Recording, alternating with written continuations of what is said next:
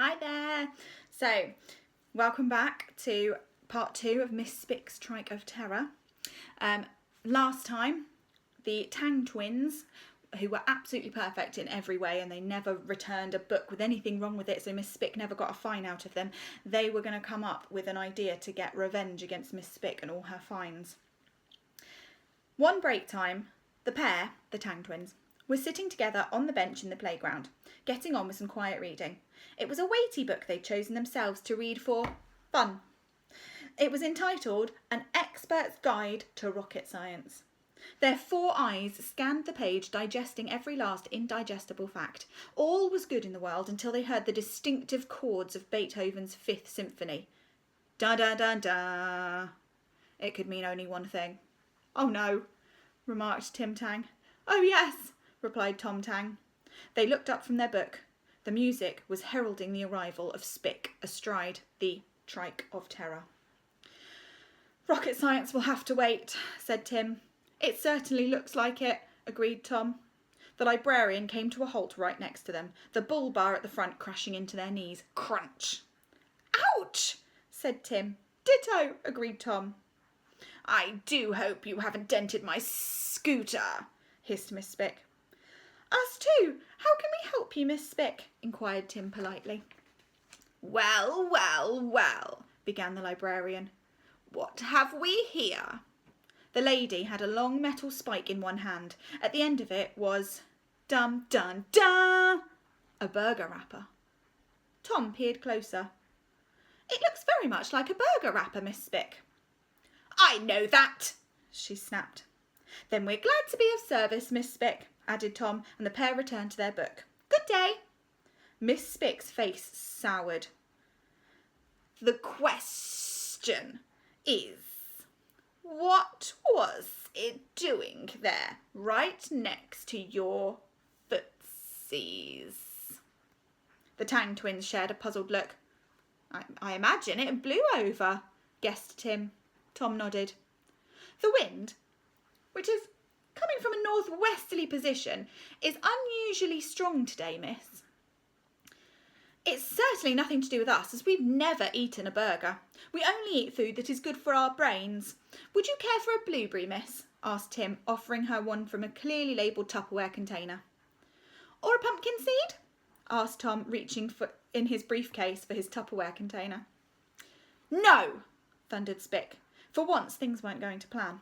"This burger wrapper was sitting right next to you. There is a fine to pay. £5. The twins looked at each other and gulped. £5? they asked in unison. "Each." £10? "Hark the geniuses," she scoffed. "Now pay up or else." "But Miss Spick," protested Tom, "we've been saving up all our pocket money since Christmas." "For a book that looks really fun called Advanced Quantum Mechanics," added Tim. "Hand the money over now," snarled Spick. The twins looked close to tears as they pulled their matching wallets out of their smart black briefcases and began counting all the coins they'd saved up. Spick snatched their wallets out of their hands. "I shall take those." Then the librarian sped off on her mobility scooter, cackling to herself and waving her spike in the air in triumph. "Success! Ha ha ha ha! Brum!" Poor Tim's eyes glowed with tears. Without a word, Tom offered his brother a handkerchief. When he had dabbed his face dry, Tim studied the back of Miss Spick's scooter as it trundled off across the playground. "What's that?" he asked. "What's what?" replied his twin. "That black box she has fitted on the back." Tom's eyes homed in on the box. There was an opening at the base of it, like a little cat flap. Every few metres or so it flipped open, dropping a little piece of litter as it went. Rustle, a sweet wrapper. Thunk, a fizzy drink can. Plonk, a lolly stick. Grunt, a plastic bottle. Thud, a crisps tube. It was a litter flap. "I don't believe my eyes, Tom." "You should believe them, Tim, because my eyes are seeing it too. Spick is spreading the rubbish herself. What a rotten rotter." "We must inform the authorities." "Spick is the authorities." Oh yes, we can't inform the authorities about the authorities. No, if you will forgive me, Tom, I think I have a better idea, said Tim, his eyes lighting up with his own undeniable genius. And an expert's guide to rocket science has unwittingly provided the inspiration. All of a sudden it dawned on Tom what Tim was on about. They were identical twins, after all. Are you thinking what I'm thinking? He asked. Great minds think alike. They most certainly do, agreed Tom. The twins smiled and continued scanning the pages of their book. The pair were in no hurry to wreak their revenge.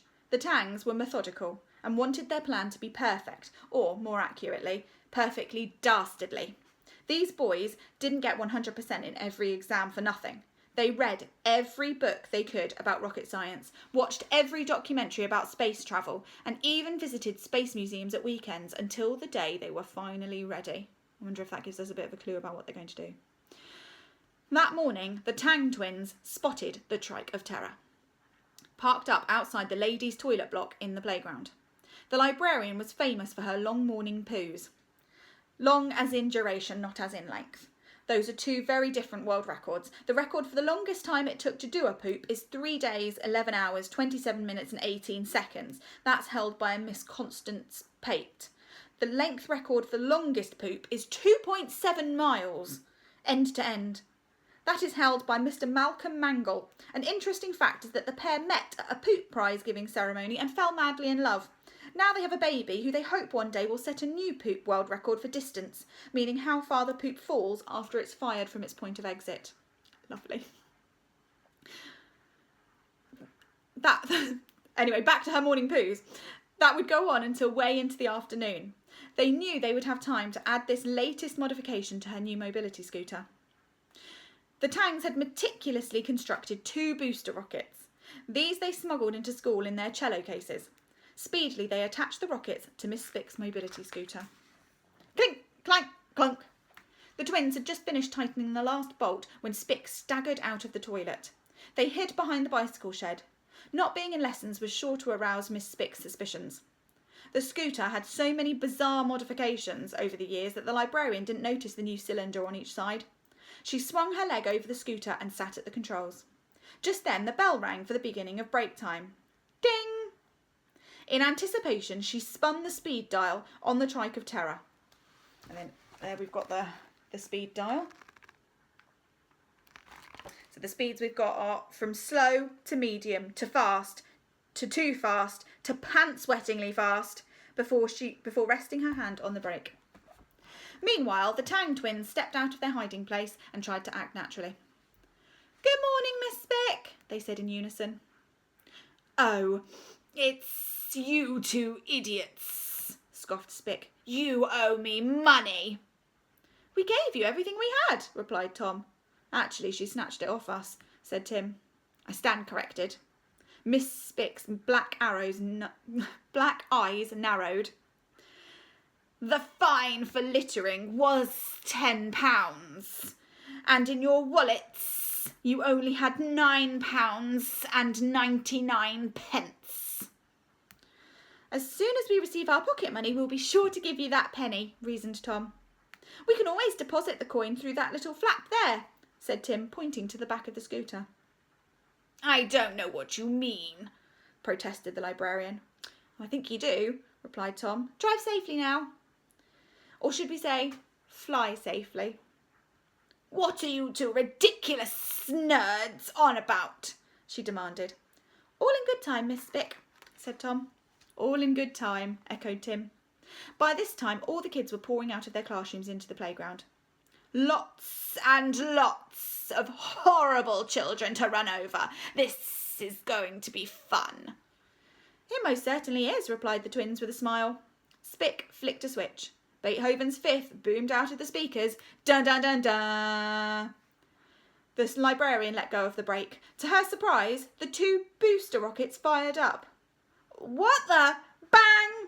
But before she could say whatever rude word she was going to say next, fire and smoke shot out of the rockets. Boosh! The Trike of Terror was blasted into the sky. Zoom! No! She cried. Yes! Cheered the entire school as their dreaded librarian zoomed over their heads. Whiz! Spick rocketed up, up, up through the clouds, lighting the sky with red and gold. In seconds, she was passing through the Earth's atmosphere. Kaboom! The rockets detached and parachuted back to the playground. Thunk, thunk. This left Miss Spick holding on to her mobility scooter for dear life, floating through space. Help! She screamed, though she was so far away nobody could hear her. Now you'll be pleased to learn that space is absolutely full of debris. Not just meteors, but scraps from old spacecraft, satellites and space stations circle the Earth. Ow! Ow! Ah! Cried Spick as all those bits of bobs bashed into her. Dunk, twang, boink. As for our heroes, the Tang Twins, they were still safely on Earth staring up at the sky. Excellent work, Tim Tang. I was about to say the same thing, Tom Tang. I do believe she called us nerds. There's no higher compliment. They shook hands at a job well done. Pumpkin seed? Offered Tom. Don't mind if I do, replied Tim. They walked off together, munching on their brain food for chess club. And there's Miss Spick in outer space on her scooter. And there are the Tang Twins. Okay, the next teacher that we're going to meet is Miss Conceit, the human work of art. So I'll see you next time for that one. Bye.